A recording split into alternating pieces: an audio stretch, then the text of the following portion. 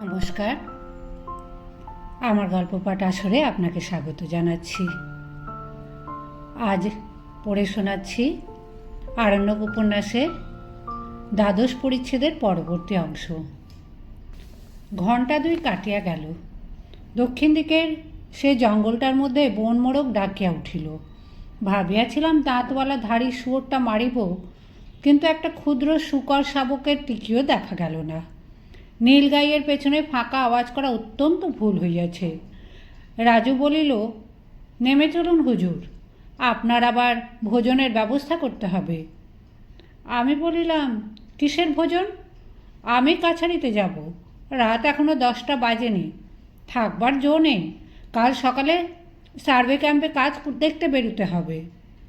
খেয়ে যান হুজুর, এরপর আর নাড়া বইহারে জঙ্গল দিয়ে একা যাওয়া ঠিক হবে না।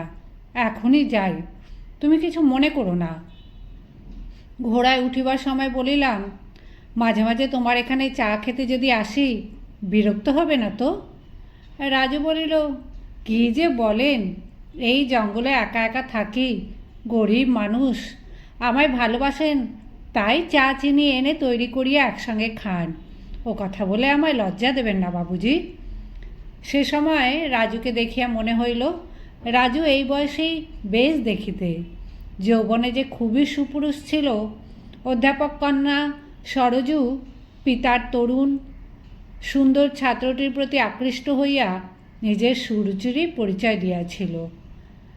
রাত্রে গভীর, একা প্রান্তর বহিয়া আসিতেছি। জ্যোৎস্না অস্ত গিয়াছে, কোনো দিকে আলো দেখা যায় না। এক অদ্ভুত নিস্তব্ধতা। এ যেন পৃথিবী হইতে জনহীন কোনো অজানা গ্রহলোকে নির্বাসিত হইয়াছি। দিগন্ত রেখায় জলজলে বৃশ্চিক রাশি উদিত হইতেছে। মাথার উপরে অন্ধকার আকাশে অগণিত দুটি লোক। নিম্নে লবটুলিয়া বৈহারে নিস্তব্ধ অরণ্য। ক্ষীণ নক্ষত্রালোকে পাতলা অন্ধকারে বন ঝাউয়ের শীর্ষ দেখা যাইতেছে। দূরে কোথায় শিয়ালের দল প্রহর ঘোষণা করিল। আরও দূরে মোহনপুরা রিজার্ভ ফরেস্টের সীমারেখা অন্ধকারে দীর্ঘ কালো পাহাড়ের মতো দেখাইতেছে। অন্য কোনো শব্দ নাই, কেবল এক ধরনের পতঙ্গের একঘেয়ে একটানা কের কের শব্দ ছাড়া। কান পাতিয়া ভালো করিয়া শুনিলে ওই শব্দের সঙ্গে মিশানো আরও 2-3টি পতঙ্গের আওয়াজ শোনা যাইবে। কি অদ্ভুত রোমান্স এই মুক্ত জীবনে! প্রকৃতির সহিত ঘনিষ্ঠ নিবিড় পরিচয়ের সে কি আনন্দ! সকলের ওপর কি একটা অনির্দেশ্য অব্যক্ত রহস্য মাখানো। কী সে রহস্য জানি না, কিন্তু বেশ জানি সেখান হইতে চলিয়া আসিবার পরে আর কখনো কোথাও সে রহস্যের ভাব মনে আসে নাই।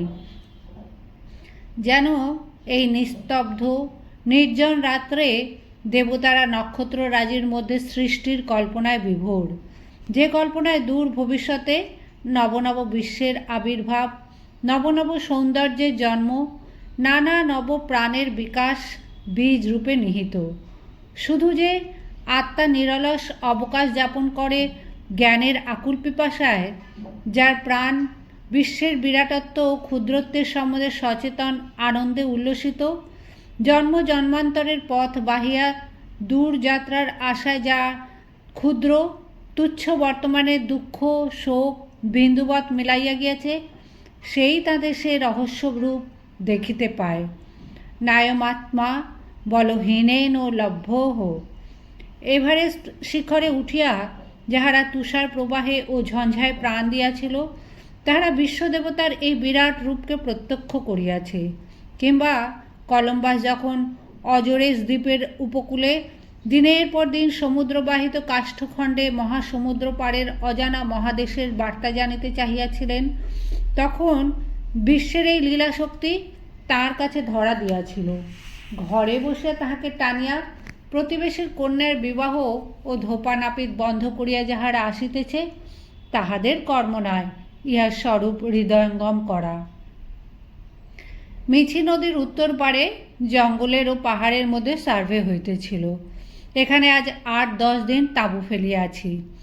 এখনও 10-12 দিন হয়তো থাকিতে হইবে। স্থানটা আমাদের মহাল হইতে অনেক দূরে। রাজা দব্রুপান্না রাজত্বের কাছাকাছি।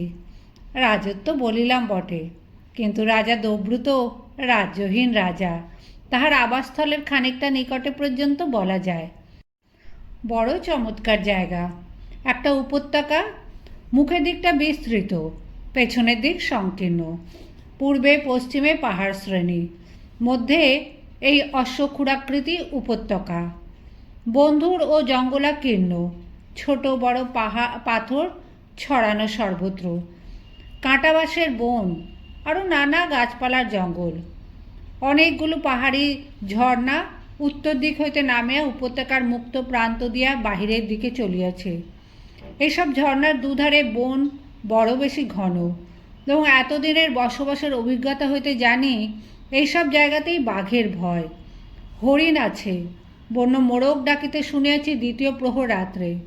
ফেওয়ার ডাক শুনিয়াছি বটে, তবে বাঘ দেখি নাই বা আওয়াজও পাই নাই। পূর্ব দিকের পাহাড়ের গায়ে একটা প্রকাণ্ড গুহা, গুহার মুখে প্রাচীন ঝোপালো বট গাছ, দিন রাত সনসন করে। দুপুর রোদে নীল আকাশের তলায় এই জনহীন বন্য উপত্যকা ও গুহা বহু প্রাচীন যুগের ছবি মনে আনে। যে যুগে আদিম জাতির রাজাদের হয়তো রাজপ্রাসাদ ছিল এই গুহাটা, যেমন রাজা দব্রুপান্নার পূর্বপুরুষদের আবাস গুহা। গুহার দেওয়ালে এক স্থানে কতগুলো কি খোদাই করা ছিল, সম্ভবত কোনো ছবি, এখন বড়ই অস্পষ্ট, ভালো বোঝা যায় না। কত বন্য আদিম নরনারীর হাস্য কলধ্বনি, কত সুখ দুঃখ, বর্বর সমাজের অত্যাচারের কত নয়ন জলের অলিখিত ইতিহাস এই গুহার মাটিতে, বাতাসে, পাষাণ প্রাচীরের মধ্যে লেখা আছে। ভাবিতে বেশ লাগে। গুহামুখ হইতে রশি দুই দূরে ঝর্ণার ধারে বনের মধ্যে ফাঁকা জায়গায় একটি গোঁড় পরিবার বাস করে। দুখানা খুপড়ি, একখানা ছোট, একখানা একটু বড়, বনের ডালপালার বেড়া, পাতার ছাউনি, শিলাখণ্ড কুড়াইয়া তাহা দিয়া উনুন তৈয়ারি করিয়াছে আবরণহীন ফাঁকা জায়গায় খুপড়ির সামনে। বড় একটা বুনো বাদাম গাছের ছায়ায় এদের কুটির। বাদামের পাকা পাতা ঝরিয়া পড়িয়া উঠান প্রায় ছাইয়া রাখিয়াছে। গোঁড় পরিবার দুটি মেয়ে আছে, তাদের একটি 16-17 বছর বয়স, অন্যটির বছর 14। রং কালো কুচকুচে বটে, কিন্তু মুখশ্রীতে বেশ একটা সরল সৌন্দর্য মাখানো, নিটোল স্বাস্থ্য। মেয়ে দুটি রোজ সকালে দেখি 2-3টি মহিষ লইয়া পাহাড়ে চড়াইতে যায়, আবার সন্ধ্যার পূর্বে ফিরিয়া আসে। আমি তাঁবুতে ফিরিয়া যখন চা খাই, তখন দেখি মেয়ে দুটি আমার তাঁবুর সামনে দিয়া মহিষ লইয়া বাড়ি ফিরিতেছে। একদিন বড় মেয়েটি রাস্তার উপর দাঁড়াইয়া তার ছোট বোনকে আমার তাঁবুতে পাঠাইয়া দিল। সে আসিয়া বলিল, বাবুজি সেলাম, বিড়ি আছে? দিদি চাইছে। তোমরা বিড়ি খাও? আমি খাই নে, দিদি খায়। দাও না বাবুজি, একটা আছে। আমার কাছে বিড়ি নেই, চুরুট আছে, কিন্তু সে তোমাদের দেব না, বড় কড়া, খেতে পারবে না। মেয়েটি চলিয়া গেল। আমি একটু পরে ওদের বাড়ি গেলাম। আমাকে দেখিয়া গৃহকর্তা খুব বিস্মিত হইল, খাতির করিয়া বসাইল। মেয়ে দুটি শাল পাতায় ঘাটো অর্থাৎ মকাই সিদ্ধ ঢালিয়া নুন দিয়া খাইতে বসিয়াছে, সম্পূর্ণরূপে নিরুপকরণ মকাই সিদ্ধ। তাদের মা কি একটা জাল দিতেছে উনুনে, দুটি ছোট ছোট বালক বালিকা খেলা করিতেছে। গৃহকর্তার বয়স 50-এর ওপর, সুস্থ সবল চেহারা। আমার প্রশ্নের উত্তরে বলিল, তাদের বাড়ি সিউনি জেলাতে। এখানে এই পাহাড়ে মহিষ চড়াইবার ঘাস ও পানীয় জল প্রচুর আছে বলিয়া আজ বছরখানেক হইতে এখানে আছে। তাছাড়া এখানকার জঙ্গলের কাঁটা বাঁশে ধামা চুপড়ি ও মাথায় দিবার টোকা তৈরি করিবার খুব সুবিধা। শিবরাত্রির সময় অখিল কুচার মেলায় বিক্রি করে 2 পয়সা হয়। জিজ্ঞাসা করিলাম, এখানে কতদিন থাকবে? যতদিন মন যায় বাবুজি, তবে এই জায়গাটা বড় ভালো লেগেছে, নইলে 1 বছর আমরা কোথাও বড় একটা থাকি না। এখানে একটা বড় সুবিধা আছে, পাহাড়ের ওপর জঙ্গলে এত আতা ফলে, 2 ঝুড়ি করে গাছ পাকা আতা আশ্বিন মাসে আমার মেয়েরা মহিষ চড়াতে গিয়ে পেরে আনতো। শুধু আতা খেয়ে আমরা মাস 2 কাটিয়েছি। আতার লোভেই এখানে থাকা। জিজ্ঞেস করুন না ওদের। বড় মেয়েটি খাইতে খাইতে উজ্জ্বল মুখে বলিল, উফ, একটা জায়গা আছে ওই পূব দিকের পাহাড়ের কোণের দিকে, কত যে বুনো আতা গাছ, ফল পেকে পেটে কত মাটিতে পড়ে থাকে, কেউ খায় না। আমরা ঝুড়ি ঝুড়ি তুলে আনতাম। এমন সময় কে একজন ঘন বনের দিক হইতে আসিয়া খুপড়ির সম্মুখে দাঁড়াইয়া বলিল, সীতারাম সীতারাম, জয় সীতারাম, একটু আগুন দিতে পারো? গৃহকর্তা বলিল, আসুন বাবাজি, বসুন। দেখিলাম জটাজুটোধারী একজন বৃদ্ধ সাধু। সাধু ইতিমধ্যে আমায় দেখিতে পাইয়া একটু বিস্ময়ের ও বোধ হয় কথঞ্চিত ভয়ের সঙ্গেও একটু সংকুচিত হইয়া একপাশে দাঁড়াইয়াছিল।